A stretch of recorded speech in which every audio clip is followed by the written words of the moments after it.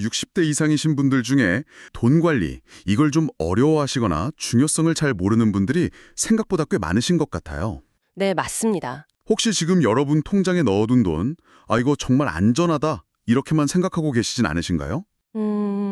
또는 뭐 장롱석이나 다른 비밀 장소에 이렇게 현금으로 딱 보관하고 계신 분들도 있으실 거고요. 네, 아마 많은 분들이 내 얘긴가? 하고 좀 뜨끔하실 수도 있을 텐데요. 그렇죠. 이게 자칫 잘못 관리하거나 정보를 잘 모르면 정말 평생 힘들게 본 그 소중한 자산을 허무하게 잃을 수도 있거든요. 맞아요.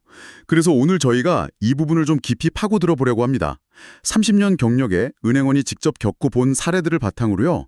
어르신들이 흔히 하시는 돈 관리 실수, 그리고 이건 정말 피해야 한다 하는 점들을 딱 짚어드릴 거예요. 네, 오늘 이 내용만 잘 듣고 가셔도 그런 안타까운 일은 피하고 내 자산을 좀 더 안전하게 지킬 수 있는 그런 구체적인 방법들을 아시게 될 겁니다. 좋습니다. 전문가의 조언이니까요. 분명 도움이 되실 겁니다. 그럼 첫 번째 문제부터 한번 볼까요? 현금을 그냥 집안에 숨겨두는 습관이요? 이거 정말 많으신데요. 네. 예를 들어 79세 이영희 어르신 같은 경우에 3천만 원이나 되는 돈을 집안 여기저기에 숨겨두셨대요. 근데 갑자기 쓰러지신 거죠. 아이고, 그러니까 자녀분들이 병원비 마련해야 하는데 돈이 어디 있는지 정확히 알 수가 없어서 엄청 고생하셨다고 합니다. 정작 어르신 본인도 기억을 잘 못하셨고요. 그렇죠. 이게 기억력이라는 게 생각보다 우리가 믿는 것만큼 그렇게 확실하지가 않아요. 특히 연세가 드시면 갑자기 건강이 안 좋아지거나 뭐 치매 같은 문제도 생길 수 있고요. 그러면 정말 큰일이죠. 네, 그럼 숨겨둔 돈 위치를 그냥 잊어버리시는 거예요. 불나거나 도둑들 위험은 뭐 말할 것도 없고요. 결국 숨긴 돈이 아니라 그냥 잃어버린 돈이 되는 수가 많습니다. 와, 정말 위험하네요. 그럼 집에 두는 거 말고 그냥 통장 하나에 다 넣어두는 건 어때요? 그게 편하긴 하잖아요. 그것도 문제입니다. 편리해 보이지만요. 일단 예금자 보호라는 게 금융기관 한 곳당 한 사람에 5천만 원까지거든요. 맞다. 한도가 있었죠. 네, 그리고 또 다른 위험이 있어요. 72세 김철수 어르신 사례를 보면 9천만 원 전액을 그냥 한 통장에 두셨는데 스미싱 문자 있잖아요. 그 문자 사기요? 네, 그걸 잘못 누르셔서 계좌 전체가 그냥 지급정지가 돼버린 거예요. 그러니까 당장 써야 할 병원비 같은 걸 못 내서 정말 곤란하셨다고 하더라고요. 와, 한순간에 돈이 묶여버리는 거네요. 그렇죠. 금융사기 위험도 있고 혹시라도 은행이 파산하는 경우도 생각해야 하고요. 그래서 번거롭더라도 생활비 통장, 비상금 통장, 뭐 노후자금 통장 이런 식으로 목적에 따라 나누시는 게 좋습니다. 그리고 비밀번호도 다 다르게 해야겠고요. 당연하죠. 계좌마다 다르게 하고 주기적으로 바꿔주는 게 훨씬 안전합니다. 그럼 가족이나 친한 사람 이름으로 재산을 맡기는 건요? 이것도 가끔 들리는 얘기인데 이것도 정말 피하셔야 합니다. 아주 위험해요.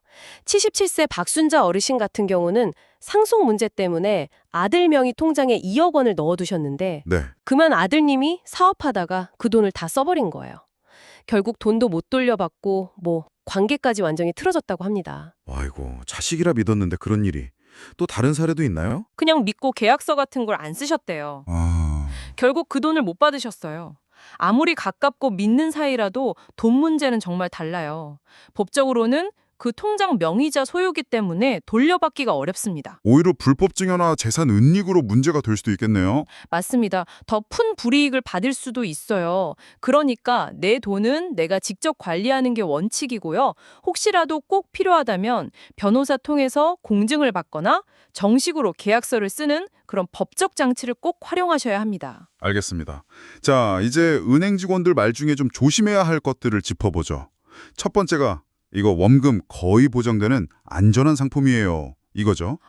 네. 그 거의라는 말, 이게 함정입니다. 네. 69세 최은숙 선생님이 그 말만 철석같이 믿고 펀드에 가입하셨다가 거의 3천만 원 가까이 손해를 보셨다고 해요. 그렇죠. 거의 보장이라는 건 다시 말하면 원금 보장이 아니라는 뜻이거든요.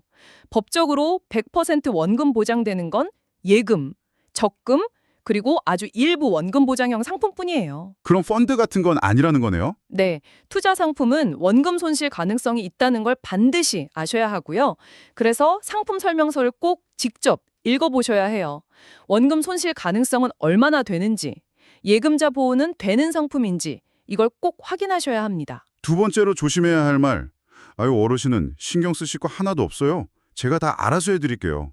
이런 친절함이요. 네, 이것도 조심해야죠. 물론 정말 친절한 직원도 많지만 간혹 이걸 이용해서 71세 백민준 어르신이 딱 그런 경우였어요.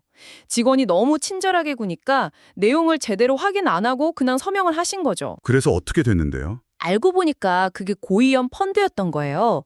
그래서 나중에 큰 손실을 보셨습니다. 아, 서명 하나 잘못해서. 네, 서명은 곧 계약이고 책임입니다. 그러니까 잘 이해가 안 되는 서류에는 절대 서명하시면 안 돼요. 시간이 좀 걸리더라도 꼼꼼하게 읽어보시고 모르는 건 계속 질문하시고 필요하다면 자녀분들이나 믿을 만한 분과 같이 가셔서 상담받는 것도 좋은 방법입니다. 중요한 약속은 꼭 서면으로 받아두는 것도 필요하겠네요. 맞습니다. 구두 약속보다는 서면으로 남겨두는 게 훨씬 안전하죠. 자, 세 번째. 이거 지금 가입 안 하시면 손해예요. 곧 마감됩니다. 이렇게 막 재촉하는 경우요. 아, 이것도 흔한 방식이죠. 네.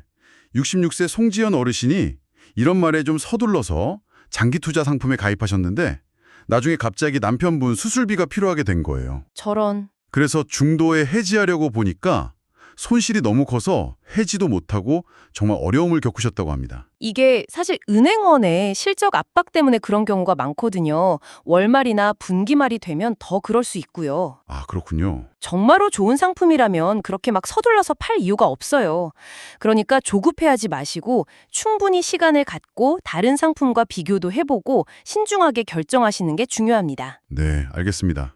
정말 중요한 조언들이네요. 마지막으로 저희가 좀 생각해 볼 만한 이야기가 하나 있는데요. 네, 어떤 이야기인가요? 82세 한경자 할머니 이야기입니다. 평생 정말 아끼고 아껴서 5천만 원이 넘는 돈을 모으셨는데 이걸 통장에 넣어서 책장 사이에 딱 숨겨두셨대요. 아, 쓰시진 않고요? 네, 한 번도 안 쓰셨답니다.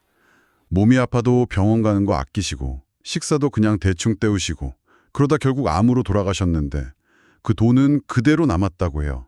아, 참 안타까운 이야기네요. 정말. 네, 이 이야기가 우리한테 뭘 말해주는 걸까요? 결국 우리가 돈을 모으는 궁극적인 목적이 뭔가 이걸 다시 생각하게 하죠. 바로 우리의 행복하고 건강한 삶 아니겠습니까? 물론 아끼는 것도 중요하죠. 하지만 정말 필요할 때 나 자신을 위해서 쓸 줄 아는 그런 지혜가 더 중요한 것 같아요. 맞아요. 그렇게 숨겨만 두고 쓰지 못하는 돈은 뭐랄까 그냥 없는 돈이나 마찬가지일 수도 있겠네요. 그렇죠. 없는 돈이나 마찬가지죠. 자, 오늘 저희는 이렇게 현금을 집에 보관하거나 통장 하나에 몰아넣거나 다른 사람 명의를 이용하는 그런 잘못된 돈 관리 습관의 위험성을 살펴봤고요. 또 은행 직원의 말 중에 원금 거의 보장, 다 해드릴게요, 지금 아니면 손해 같은 말들을 왜 조심해야 하는지도 알아봤습니다. 네. 핵심을 다시 정리하면 첫째, 돈은 나눠서 관리하고 둘째, 어떤 상품이든 충분히 이해한 후에 신중하게 결정하고 셋째, 절대 서두르지 말고 마지막으로 돈의 주인으로서 필요할 때는 나를 위해 현명하게 사용하는 지혜가 필요하다는 겁니다. 네, 오늘 이 원칙들만 잘 기억하셔도 여러분의 소중한 자산을 지키는 데 큰 도움이 될 거라고 생각합니다. 분명히 그럴 겁니다. 보다 편안한 노후를 보내시는 데 도움이 될 거예요. 오늘 내용이 여러분의 자산 관리에 정말 실질적인 도움이 되셨기를 바랍니다. 혹시 비슷한 경험이 있으시거나 아니면 나만의 돈 관리 비법이 있다면 댓글로 한번 공유해 주세요. 다른 분들께도 분명 큰 힘이 될 겁니다. 네, 그리고 이 정보가 꼭 필요하겠다 싶은 부모님이나 주변 어르신들이 되시면 이 내용을 꼭 좀 공유해 주시면 좋겠습니다. 오늘 이야기가 유익하셨다면 구독과 좋아요도 꼭 눌러주시고요. 앞으로도 이렇게 실생활에 도움되는 유용한 정보들 쉽고 빠르게 받아보고 싶으시다면 알림 설정까지 해두시는 것 잊지 마세요. 네, 꼭 설정해 두세요. 여러분의 행복하고 안전한 노후를 저희가 항상 응원하겠습니다. 감사합니다. 감사합니다.